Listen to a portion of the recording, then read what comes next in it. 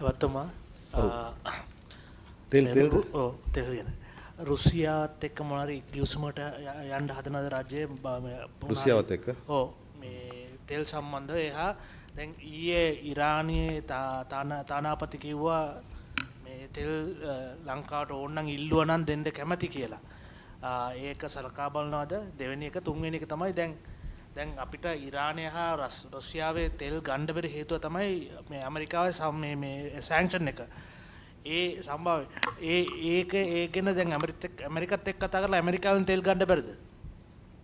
ඒගොල්ලන්ට තියෙනවානේ මේකක් දැන් කොයිද පෙනිසුලා වලින්. ඊට පස්සේ රුසියාවත් එක්ක ඔහු සාකච්ඡා රාජතාන්ත්‍රික මට්ටමින් පවතිනවා. නමුත් ඔබ දන්නවා පහුගිය කාලේදී අපිට රුසියාවත් එක්ක එහෙම තෙල් ගැනීමේ හැකියාවක් පැවතුනේ නැහැ. ඒ නිසා අපි උත්සාහ කරමින් ඉන්නේ රාජ්‍යයන් සහ රාජ්‍යයන් අතර ගිවිසුම් අත්සන් කිරීමේ මේක ගන්න පුළුවන්ද කියන එක රුසියා නියෝජ්‍ය බලශක්ති ඇමතිවරු ලංකාවට පැමිණීමට නියමිතයි.